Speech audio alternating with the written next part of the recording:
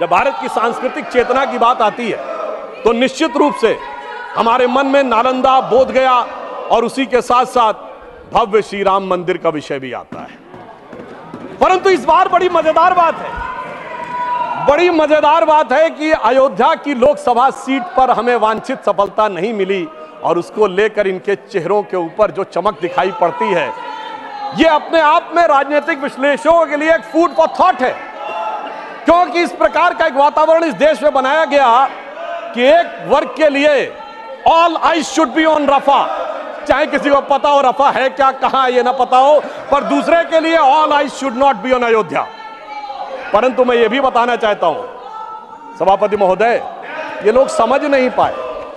अयोध्या में जब हमें वांछित सफलता नहीं मिली तो हमारे विरोधी बता क्या रहे हैं? देखिए साहब, आप अयोध्या हार गए, बस्ती हार गए, प्रयागराज हार गए, चित्रकूट हार गए, नासिक, रामटेक और रामेश्वरम, यानी भगवान राम से जुड़े सारे स्थलों के बारे में बता रहे हैं कि यहां भारतीय जनता पार्टी को वास्तविक, जैसे कई तो ऐसी सीटें थी, रामेश्वरम कभी नहीं जीते थे।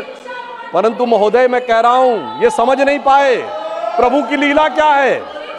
जो लोग ये कहते थे कि राम हुए नहीं, इसका सबूत दो, वो उत्तर से दक्षिण तक राम से जुड़े स्थानों का सबूत दे रहे हैं कि अयोध्या भी राम से जुड़ी थी, बस्ती भी जुड़ी थी, प्रयागराज भी था, रामटेक भी था, रामेश्वरम भी था।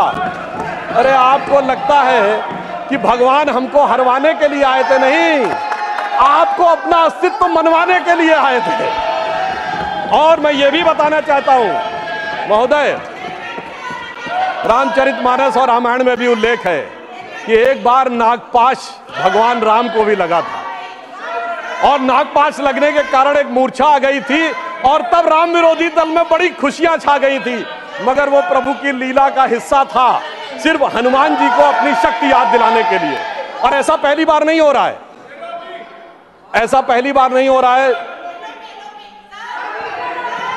सभापति महोदय। आज से 30 साल पहले मुझे याद है उत्तर प्रदेश में जब समाजवादी पार्टी और कांग्रेस सबने मिलकर सरकार बनाई थी, सपा बसपा और कांग्रेस आई ने मिलकर, तब एक नारा लगा था कि मिले मुलायम काशी राम, हवा में उड़ गए जय श्री राम। मगर हम तब भी नहीं डिगे थे और जो हवा में उड़ाने की बात कर रहे थे, 3 साल में हमने केंद्र में सरकार बना के दिखा दी थी और उत्तर प्रदेश में भी सरकार बनी थी। अरे अब तो इतना अंतर आया है, तब आप हवा में उड़ाने की बात कर रहे हैं, अब आप एक एक स्थान को बता रहे हैं। आप निश्चित रहिए, जिसे एक हम लोग जो प्रसिद्ध भजन सुनते थे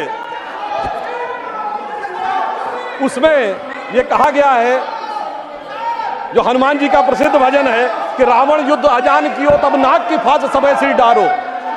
परंतु चिंता मत करिए, वो शक्ति पुनः जागृत हो रही है और वो जागृत होकर हमें पुनः वहां तक पहुंचाने का प्रयास रखेगी। और एक मैं गंभीर बात करना चाहता हूं, श्री राम का विषय हमारे लिए हार जीत का विषय नहीं है। हम 2 सीटों की पार्टी थे, तब भी उतनी श्रद्धा और निष्ठा के साथ खड़े थे। हम 86 सीट पे भी वैसे ही खड़े थे, 120 पे वैसे ही खड़े थे, 182 पे वैसे ही खड़े थे, 282 पे वैसे ही खड़े थे, 303 पर वैसे ही खड़े और 240 पर भी वैसे ही खड़े हुए हैं। आपके लिए चुनावी हार जीत का विषय होगा, हमारे लिए चुनावी हार जीत का विषय नहीं है। परंतु हमें लगता है कि भारतीय समाज में यदि कुछ लोगों के मन में अभी भी इसको लेकर हो सकता हमारी तपस्या में कोई कमी रही हो, तो मैं ये कहना चाहूंगा भारत के सभी लोगों से, अटल बिहारी वाजपेयी जी की कविता की वह प्रसिद्ध पंक्ति जो उनकी कविता थी, आओ मिलकर दिया जलाएं, तो मैं इसके लिए कहना चाहूंगा कि अभी हमारा यह प्रयास बाकी है। तो एक पंक्ति उनकी मैं कोट करना चाहता हूं जो आज की परिस्थितियों में बहुत समीचीन लगती है कि आहुति बाकी यज्ञ अधूरा, आहुति बाकी यज्ञ अधूरा, अपनों के विघ्नों ने घेरा, अंतिम जय का वज्र बनाने नवदधीच हड्डियां गलाएं, आओ मिलकर दिया जलाएं।